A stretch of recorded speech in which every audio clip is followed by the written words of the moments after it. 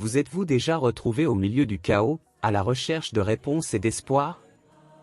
Préparez-vous à découvrir les incroyables secrets et les révélations exclusives du prophète Isaïe, un personnage dont l'héritage apporte de la lumière dans les périodes d'obscurité.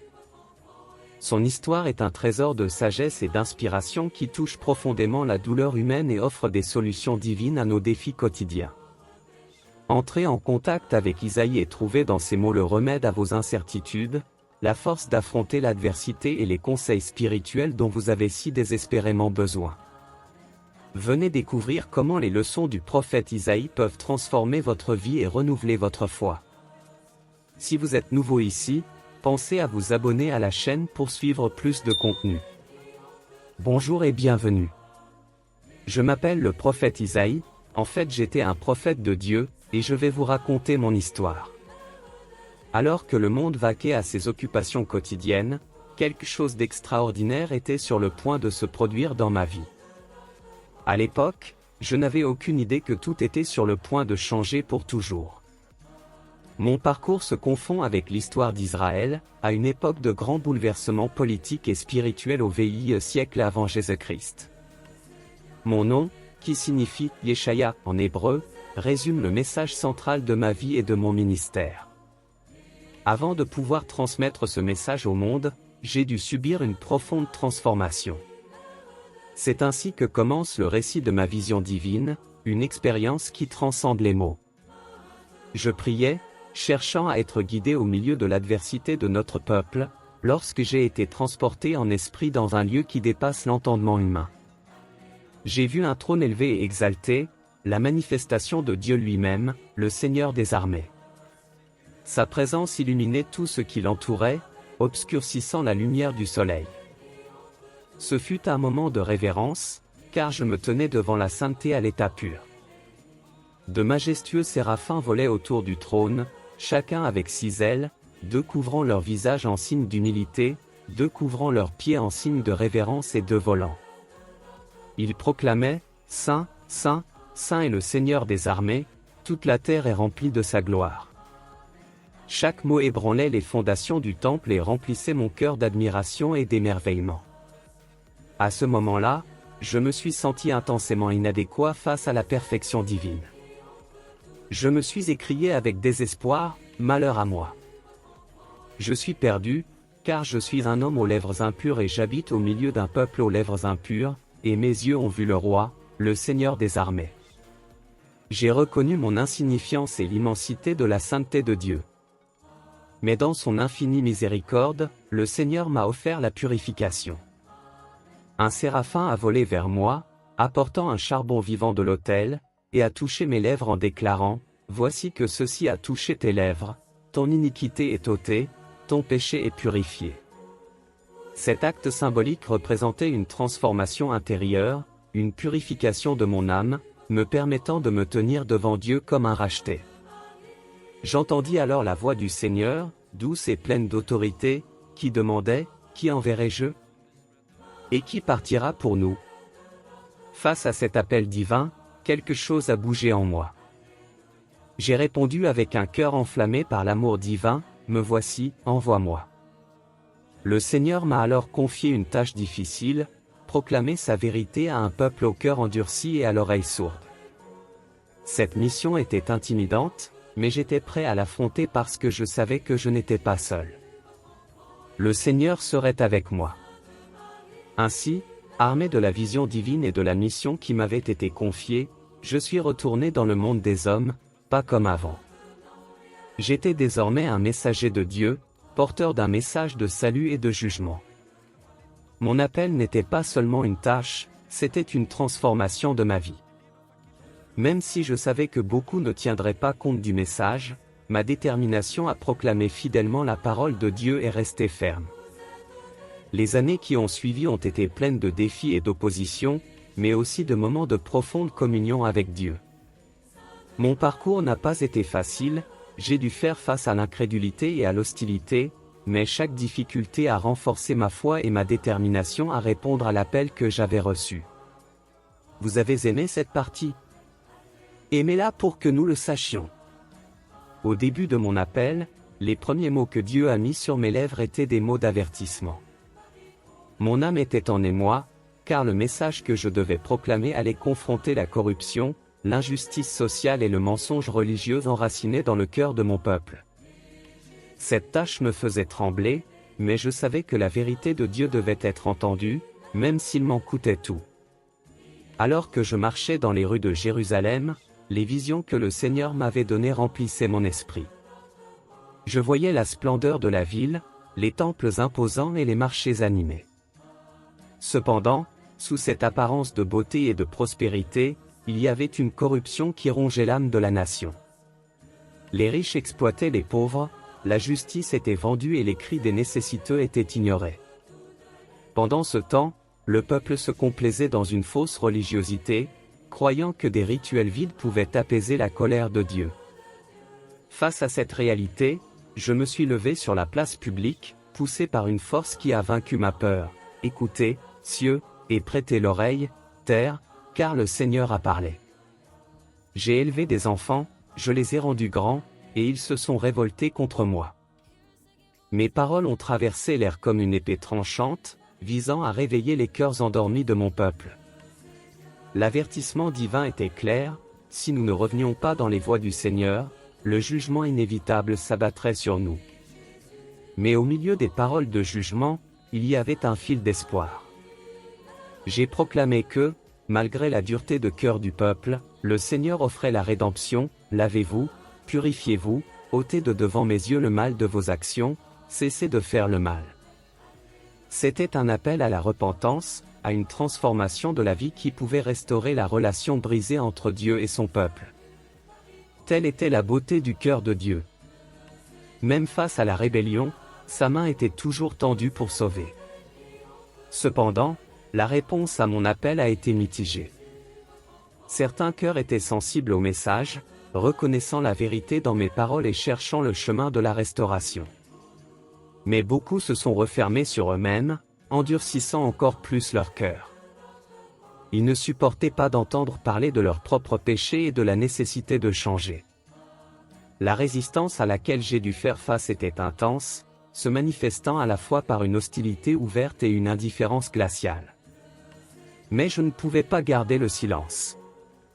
Touché par la vision du trône de Dieu et la sainteté dont j'étais témoin, j'ai continué à proclamer les prophéties qui m'avaient été confiées. Malheur à ceux qui promulguent des lois injustes et aux scribes qui écrivent l'oppression, pour détourner du jugement les nécessiteux et pour ôter le droit aux pauvres de mon peuple.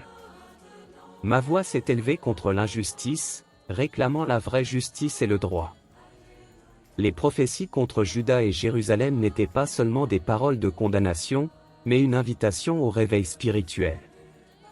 Elles parlaient d'un avenir où la justice coulerait comme un fleuve et la droiture comme un cours d'eau pérenne. Un avenir dans lequel, malgré la discipline divine, la promesse de restauration et de rédemption brillait comme une lumière au bout du tunnel.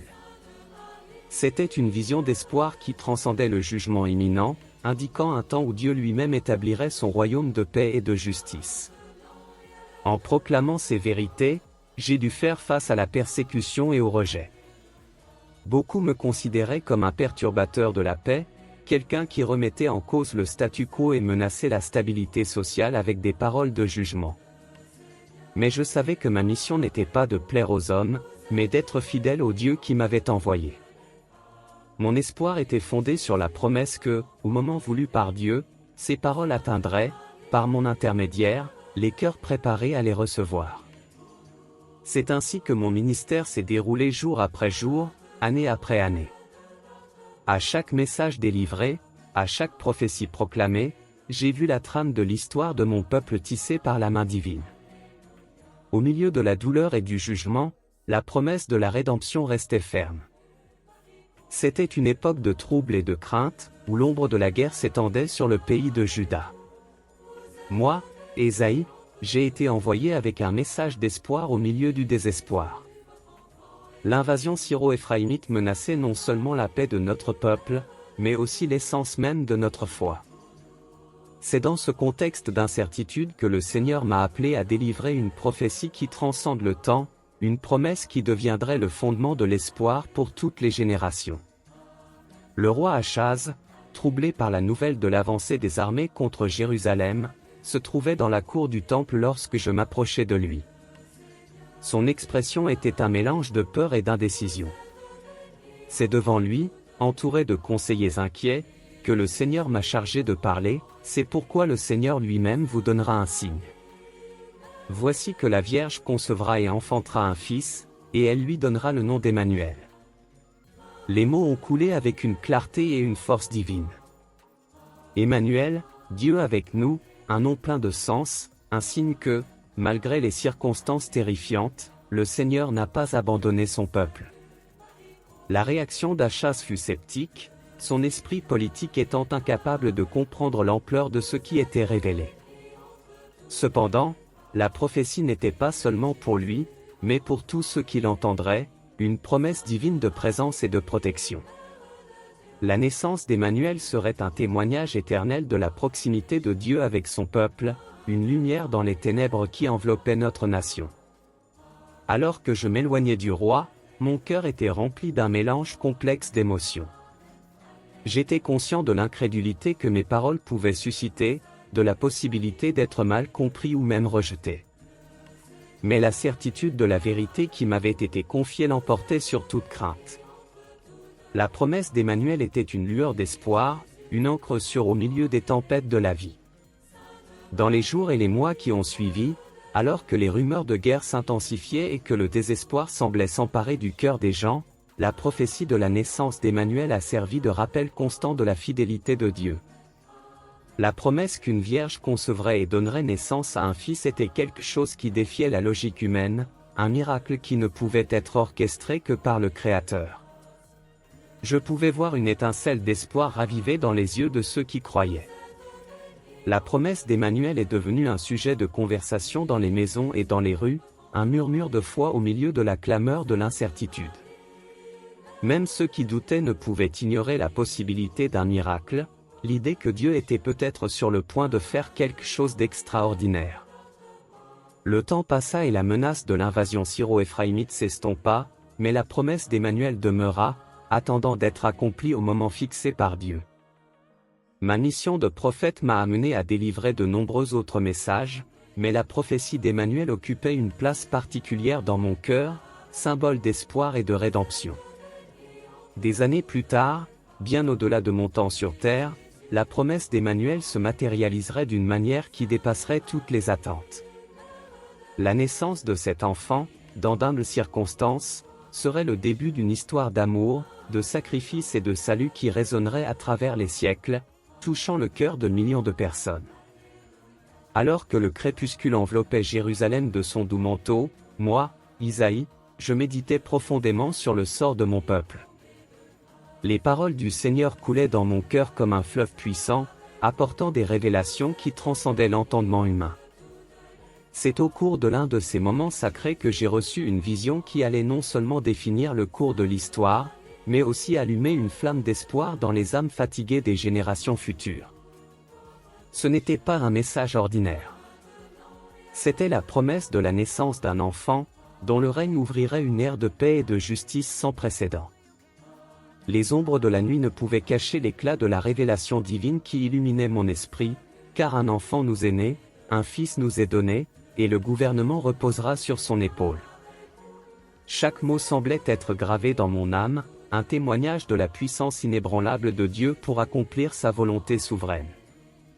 Cet enfant, promis au milieu de la tribulation et du désespoir, serait le pont de la rédemption, le chaînon manquant restauré entre le divin et l'humain. Dans ma vision, j'ai vu les titres d'honneur qui seraient attribués à cet héritier divin. Son nom sera appelé Admirable Conseiller, Dieu puissant, Père éternel, Prince de la paix. Chaque nom était un océan de sens, reflétant les multiples facettes de son caractère et de son ministère. Il serait la source d'une sagesse inégalée, le héros invincible au combat, le gardien de l'éternité et l'architecte d'une paix qui transcenderait toute compréhension humaine. L'ampleur de cette prophétie s'élevait devant moi comme une montagne, imposante et glorieuse. Il n'y aura pas de fin à l'accroissement de son gouvernement et de sa paix, sur le trône de David et sur son royaume. Les mots décrivent un règne éternel, fondé sur la justice et l'équité. Cet enfant, issu de la lignée de David, ne se contenterait pas d'assumer le trône ancestral, mais étendrait sa domination jusqu'aux extrémités de la terre, établissant un royaume dont les fondations seraient inébranlables. Au fur et à mesure que la nuit avançait, mon esprit contemplait la perpétuité de ce royaume, pour l'établir avec jugement et avec justice, dès maintenant et à jamais. C'était une promesse de renouveau total, où l'opprobre et l'injustice seraient bannis, remplacés par un gouvernement qui reflèterait l'essence même de Dieu. Il ne s'agirait pas d'un royaume de conquête terrestre, mais de la transformation du cœur humain, un royaume où la paix serait la loi et l'amour le langage universel. La responsabilité de transmettre un tel message était à la fois un privilège et un fardeau. Comment transmettre à mon peuple la grandeur de ce qui allait arriver? Comment convaincre les cœurs endurcis par l'adversité que le Dieu de leurs ancêtres faisait encore des miracles? Mon âme se débattait avec ces questions, cherchant dans la foi la force de continuer. Dans les semaines et les mois qui suivirent, je devins le héros de cette espérance, proclamant dans les rues de Jérusalem et dans tout Juda la promesse de la naissance de l'enfant. Beaucoup m'écoutaient avec incrédulité, incapables de comprendre comment une telle prophétie pouvait s'accomplir. D'autres, en revanche, ont trouvé dans mes paroles un baume pour leurs âmes affligées, une lumière au bout d'un long tunnel de ténèbres. L'impact de cette prophétie se répercuta bien au-delà des limites de mon temps et de mon espace. Les générations à venir s'accrocheraient à ces mots comme à un mât au milieu d'une tempête, attendant avec impatience l'accomplissement de la promesse de Dieu. L'espoir d'un Messie, d'un Sauveur qui restaurerait le trône de David et inaugurerait un royaume de paix, est devenu un pilier de la foi juive. Moi, Isaïe, je me devais de délivrer un message qui résonnerait dans les couloirs du temps, une prophétie qui révélait à la fois la justice et la miséricorde de Dieu. L'Assyrie était alors le bastion de la puissance mondiale, connu pour sa brutalité et son arrogance, un instrument tranchant dans les mains du Seigneur pour porter le jugement sur Israël. Cependant, le temps était venu de proclamer le sort de l'Assyrie elle-même, un empire qui s'élevait sans se douter de sa chute imminente. La révélation me parvint dans une vision claire, un appel divin qui ne permettait aucune hésitation, malheur à l'Assyrie, verge de ma colère, entre les mains de laquelle se trouve le bâton de ma fureur. Les mots sont sortis de moi avec une force qui n'était pas la mienne, mais celle de l'Esprit qui parlait à travers moi. C'était un avertissement sévère à l'oppresseur, un rappel que même si la Syrie était utilisée comme outil de correction, elle n'était pas hors de portée de la justice divine. J'avais le cœur lourd en pensant à l'ampleur de ce message. L'Assyrie, dans son arrogance, se considérait comme invincible, s'attribuant les conquêtes faites par la main de Dieu. N'ai-je pas conquis les nations comme on conquiert des œufs abandonnés? Ils s'enorgueillissaient de leurs exploits comme s'ils avaient été accomplis par leur propre force. Mais Dieu voit plus loin que le bout de son nez et reconnaît l'orgueil qui entache leur conquête. Le message divin se poursuit en décrivant le sort de ceux qui s'élèvent contre le Seigneur. La hache s'élève-t-elle contre celui qui la manie? La scie s'élève-t-elle contre celui qui la tire? C'était un rappel puissant qu'aucune nation, aussi forte qu'elle puisse paraître, ne peut l'emporter lorsqu'elle s'oppose au plan souverain de Dieu. L'Assyrie, bien qu'elle ait été la verge de la colère de Dieu, allait bientôt apprendre que personne n'est invulnérable. La vision s'est ensuite élargie, me montrant le jugement qui allait s'abattre sur l'Assyrie. C'est pourquoi le Seigneur, l'Éternel des armées, enverra la maigreur contre ses puissants, et un feu comme un embrasement brûlera sous sa gloire. L'orgueil et la violence qui les caractérisent seront la cause de leur chute. Le feu du jugement divin consumera leur gloire, ne laissant derrière lui que les cendres d'un empire que l'on croyait éternel. Ma mission était claire. Proclamer cette vérité, non seulement comme un avertissement à l'Assyrie, mais aussi comme un signe pour tous les peuples. Le Dieu d'Israël n'est pas seulement un Dieu d'amour et de miséricorde, mais aussi de justice et de droiture.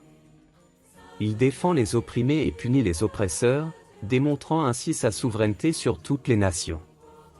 Lorsque j'ai prononcé cette prophétie, j'ai senti une certaine résistance de la part de nombreuses personnes qui craignaient de provoquer encore plus la colère de l'Assyrie. Mais je savais que mon allégeance allait à Dieu, et non aux hommes. Les paroles que je prononçais étaient porteuses d'espoir pour les opprimés, elles rappelaient que le joug de l'oppression serait brisé, non par la force humaine, mais par la puissance du Très-Haut. Au fur et à mesure que les jours se transformaient en mois, et les mois en années, les signes de l'accomplissement de la prophétie commençaient à se manifester. L'arrogance de l'Assyrie, qui semblait inébranlable, commença à se fissurer. Ses campagnes, autrefois imparables, se heurtent à une résistance inattendue. Le monde était sur le point d'assister à la chute d'un géant, un témoignage vivant de la fidélité de Dieu à sa parole. Et puis, dans un mouvement divin, l'impensable s'est produit. L'Assyrie, cet empire redoutable, a connu sa fin, non pas aux mains d'un adversaire humain, mais par le jugement souverain de Dieu. Comme un château de cartes face à un coup puissant, sa domination s'est effondrée, laissant derrière elle une leçon éternelle sur le vrai pouvoir et la justice divine. Au milieu des ténèbres qui semblaient souvent envelopper le monde dans lequel je vivais, une lumière d'espoir brillait à travers les visions que le Seigneur m'accordait. Moi, Isaïe, j'ai été transporté au-delà du temps présent pour entrevoir un avenir glorieux, non seulement pour Israël, mais pour toute la création. Le message que j'ai reçu était une promesse divine de paix et de restauration, un antidote à la douleur et au conflit qui affligeaient notre peuple. Les visions eschatologiques qui m'ont été révélées parlaient d'un monde transformé, d'harmonie et de paix suprême, signe indubitable de la venue du royaume de Dieu. Parmi les révélations qui ont le plus touché mon cœur, il y a la vision du loup qui cohabite avec l'agneau. Cette image, si contraire à l'ordre naturel que nous connaissons, symbolisait une paix future si complète que même les instincts les plus élémentaires de la création seraient rachetés, le loup habitera avec l'agneau, et la panthère se couchera avec le chevreau. Le veau, le lionceau et la bête grasse marcheront ensemble, et un petit enfant les conduira. Cette promesse d'harmonie universelle n'a pas seulement réconforté le cœur, elle a aussi enflammé l'imagination, laissant entrevoir une puissance divine capable de restaurer toute chose. Une autre vision qui m'a été donnée représentait Jérusalem, la ville bien-aimée, non plus comme un lieu de conflit et de souffrance, mais comme une source de joie éternelle, car voici que je crée de nouveaux cieux et une nouvelle terre, et l'on ne se souviendra plus des choses passées, et elles ne viendront plus au cœur. La nouvelle Jérusalem serait un foyer de paix, où l'on n'entendrait plus les pleurs et les clameurs, une demeure où la présence de Dieu habiterait au milieu de son peuple, essuyant toutes les larmes de ses yeux. La promesse de renouveau ne se limitait pas au peuple d'Israël, mais s'étendait à l'ensemble de la création. J'ai vu un pays où la justice coulerait comme un fleuve et la droiture comme un torrent inépuisable. Dans ce monde restauré, la terre serait remplie de la connaissance du Seigneur, aussi large et profonde que les eaux de la mer. La sainteté imprégnerait tous les aspects de la vie, rendant le sacré et le quotidien indiscernables. Le Seigneur m'a également montré le désert transformé, poussant des fleurs et des chants de joie, le désert et la terre aride se réjouiront, le désert exultera et fleurira comme la rose.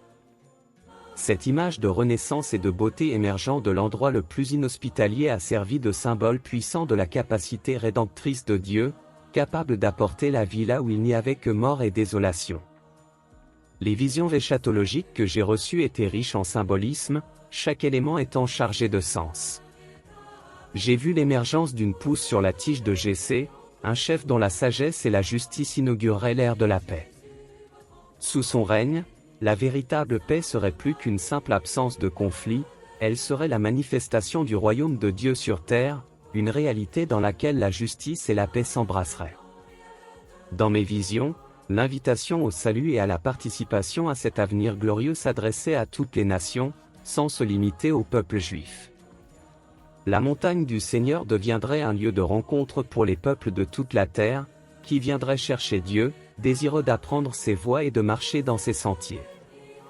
Ces prophéties n'étaient pas de simples fantasmes ou rêveries.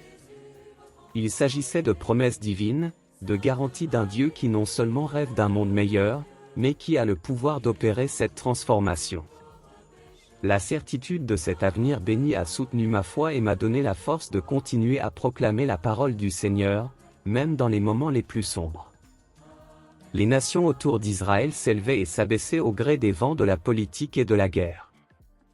J'ai été appelé, Isaïe, à prononcer des paroles qui n'étaient pas les miennes, mais celles du Seigneur Tout-Puissant. Les visions que j'ai reçues étaient comme des lames tranchantes, destinées à juger les nations pour leurs péchés, tout en étant entrelacées de fils d'espoir, de promesses de salut et de restauration pour le peuple fidèle de Dieu. Cette dualité reflétait le cœur d'un Dieu juste, mais aussi infiniment miséricordieux. Vous vous sentez concerné par cette histoire? Donnez-lui un like. Mon cœur était lourd tandis que je contemplais la tâche qui m'attendait. Le premier de ces messages divins était adressé à Babylone, symbole d'orgueil et d'oppression. Malheur à toi, Babylone, qui est la beauté des royaumes, l'orgueil des Chaldéens, ainsi commençait l'oracle. Ainsi commença l'oracle. Les paroles jaillirent de moi, annonçant la chute imminente de ce qui était le joyau des nations, mais qui était devenu corrompu et arrogant.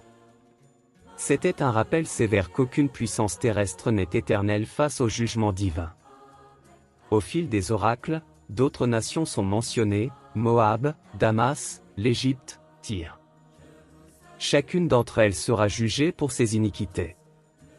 La souveraineté de Dieu s'étend sur toutes les nations et aucun acte d'injustice ne restera impuni.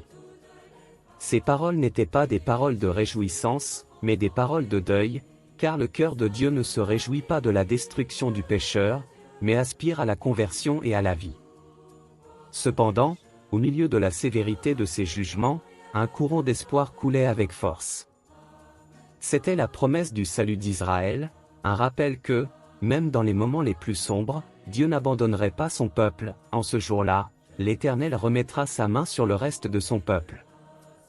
Ces paroles sont un baume sur les blessures d'Israël, une promesse de restauration et de retour à la grâce divine. La vision de l'avenir qui m'a été révélée est celle d'un Israël purifié, libéré de l'idolâtrie et de l'injustice qui ont si souvent corrompu son engagement envers le Seigneur. Ce serait un temps où le vrai culte et la justice couleraient comme un fleuve, et où la paix serait aussi abondante que les eaux de la mer. La vision d'un temple restauré, où les nations se rassembleraient pour adorer le seul vrai Dieu, remplissait mon âme de joie. Cet espoir ne se limitait pas au peuple d'Israël. Les oracles révélaient un plan divin beaucoup plus vaste, un salut qui s'étendrait à toutes les nations. En ce jour-là, il y aura une route de l'Égypte à la Syrie, et les Assyriens viendront vers la Syrie.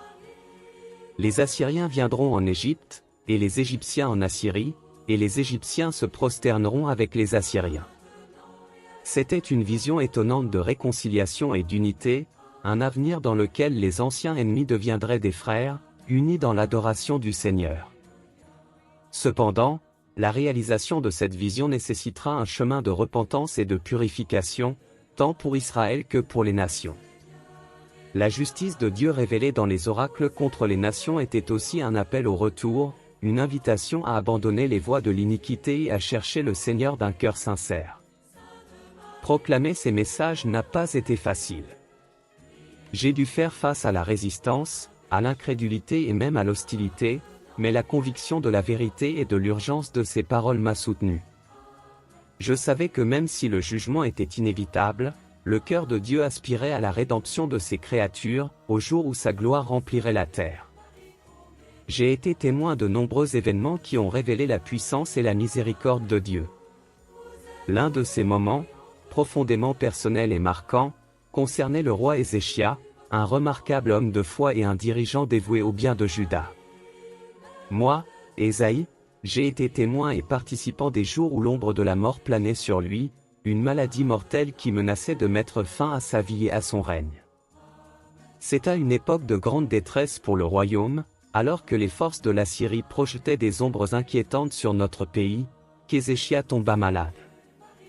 Le Seigneur m'a envoyé auprès du roi avec un message qui aurait glacé le cœur de n'importe quel homme. Ainsi parle le Seigneur, mets de l'ordre dans ta maison, car tu mourras et tu ne vivras pas. Annoncer une telle nouvelle à un roi bien-aimé et juste n'était pas une tâche facile, mais la volonté de Dieu est souveraine et mystérieuse, et doit être communiquée fidèlement. Lorsqu'Ézéchia reçut la nouvelle de sa mort imminente, il tourna son visage vers le mur et pria le Seigneur avec une intensité et une sincérité que seul un cœur vraiment affligé peut exprimer. Ces paroles étaient le reflet de sa vie devant Dieu, rappelant à l'Éternel qu'il avait marché dans la vérité et de tout son cœur, et qu'il avait fait ce qui était bon à ses yeux. Les larmes d'Ézéchias sont le témoignage silencieux de sa foi et de son angoisse. La réponse de Dieu à cette prière sincère m'est parvenue de manière surprenante et immédiate. Avant même que je ne quitte le milieu de la cour, la parole du Seigneur m'est parvenue, me disant de revenir et de dire à Ézéchias, « J'ai entendu ta prière, j'ai vu tes larmes. Voici que j'ajouterai 15 ans à tes jours. » En outre, le Seigneur a promis de délivrer la ville des mains du roi d'Assyrie et de la défendre. C'est une promesse de guérison et de protection divine, un signe de la faveur de Dieu sur Ézéchias et Jérusalem. Pour Ézéchias, cette promesse divine s'accompagnait également d'un signe, quelque chose de si extraordinaire qu'il défie l'entendement humain. L'ombre sur le cadran solaire d'Achach recule de 10 degrés.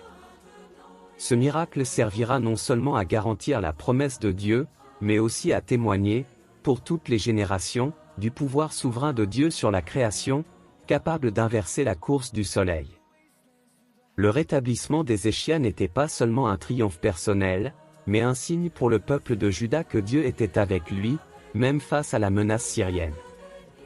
Le roi, qui a retrouvé la vie, se consacre avec une ferveur renouvelée à la direction de son peuple et à l'adoration de Dieu, conscient de la grâce et de la miséricorde qui lui ont été accordées.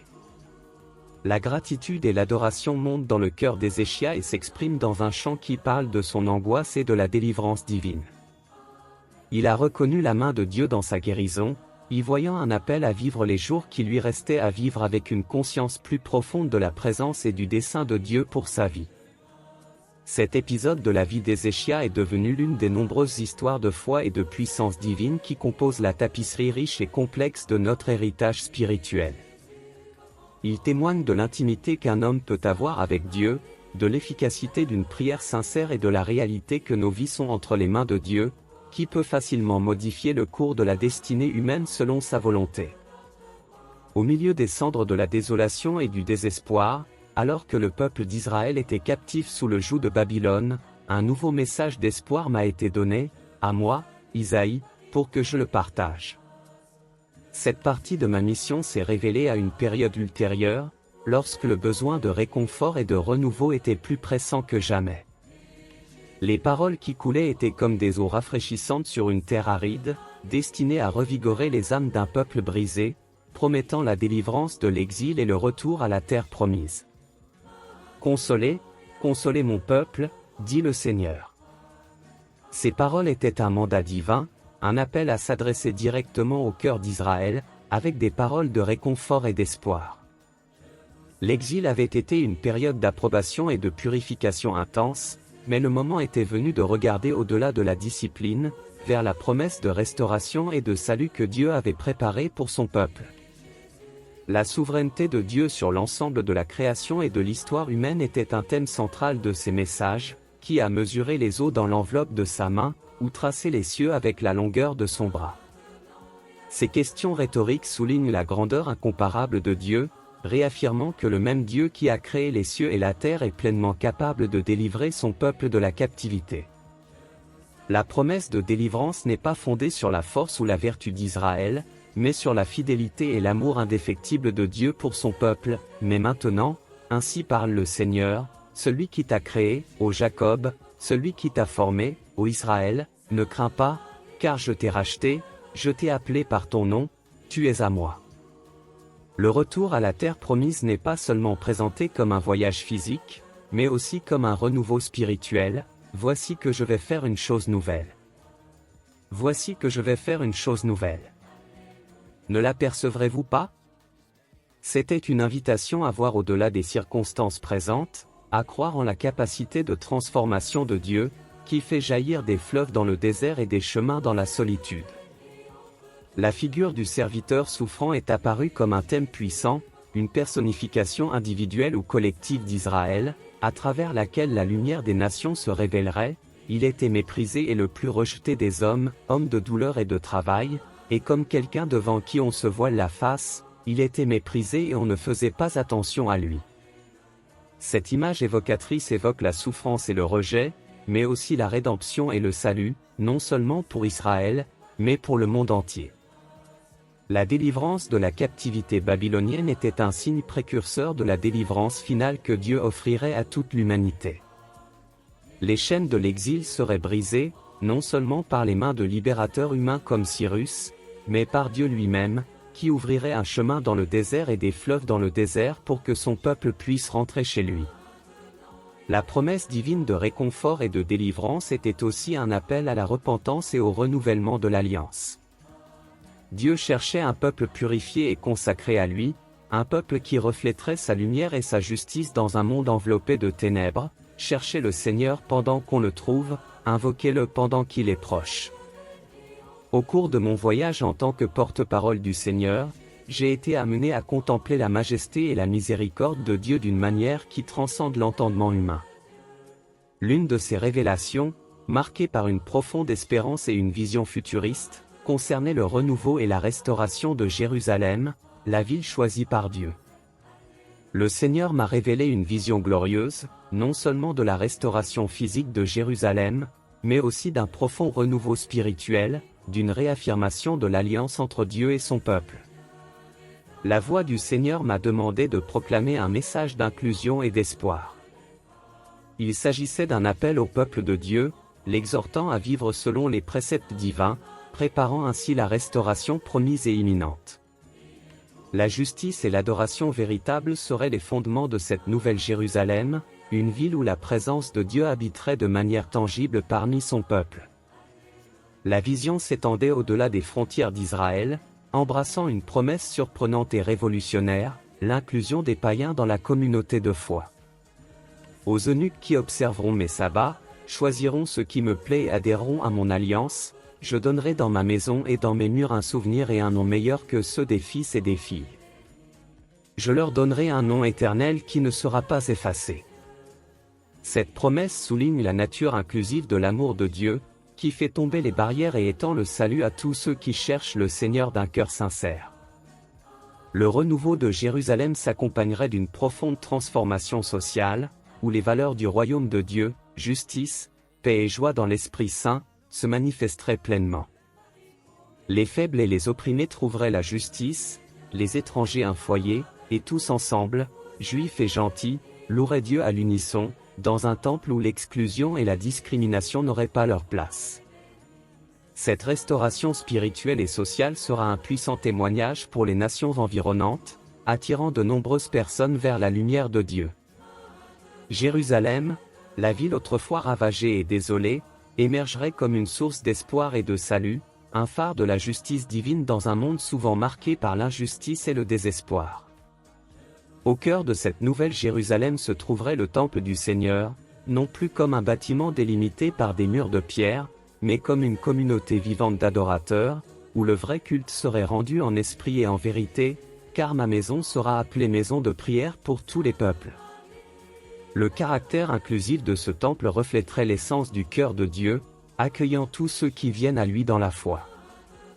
La promesse de Dieu pour le renouveau de Jérusalem parlait également d'une nouvelle création, où les anciens conflits et la douleur seraient remplacés par une joie et une paix éternelle, car voici que je crée de nouveaux cieux et une nouvelle terre, et l'on ne se souviendra plus des choses passées, et elles ne viendront plus au cœur.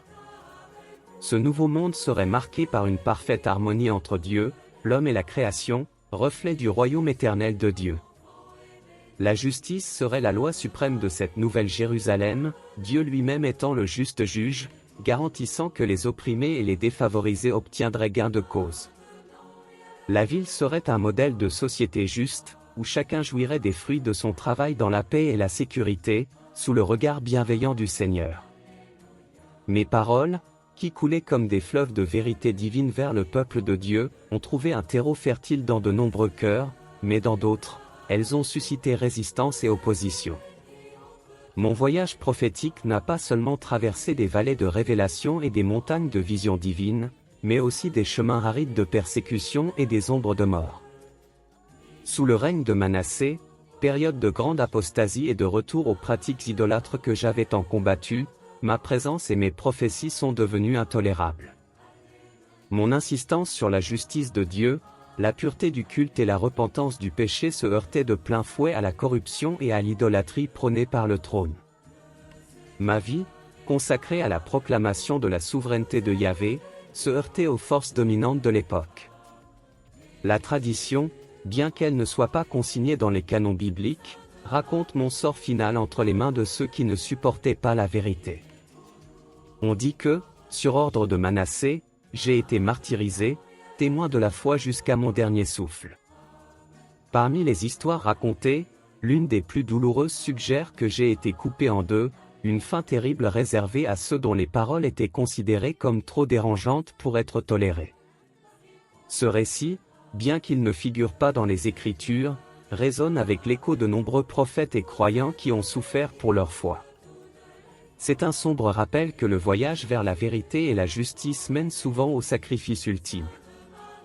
Mon supposé martyre n'est donc pas seulement un dernier chapitre de douleur, mais un témoignage de ma foi inébranlable dans le Dieu d'Israël, une foi pour laquelle j'étais prêt à payer le prix ultime. Cependant, même face à la perspective d'une fin aussi brutale, mon espoir et ma confiance dans le Seigneur sont restés inébranlables. La vision d'une nouvelle Jérusalem, d'un peuple restauré et d'une création rachetée a soutenu mon esprit. J'ai cru jusqu'au dernier moment que la vérité de Dieu l'emporterait sur toutes les ténèbres et que la lumière de sa justice illuminerait les chemins de l'humanité. Ma mort, bien que marquée par la violence, n'est pas le point central de mon histoire, mais plutôt le message que j'étais appelé à délivrer. Un message de jugement, certes, mais aussi d'espoir, de restauration et d'amour inconditionnel de Dieu pour son peuple. Mon héritage, tissé dans les pages des Écritures et dans les traditions qui se souviennent de moi, se dresse comme un phare pour tous ceux qui cherchent la face de Dieu, leur rappelant que même dans les heures les plus sombres, sa lumière ne s'éteint jamais. Je m'appelle Isaïe, et c'est mon histoire. Vous avez aimé le contenu? Alors n'oubliez pas de l'aimer, de vous abonner à la chaîne et d'activer la cloche pour recevoir des notifications. Ça nous aide beaucoup. Merci beaucoup d'être avec nous. Vous représentez beaucoup pour nous. Que Dieu vous bénisse, vous et votre famille, et à bientôt.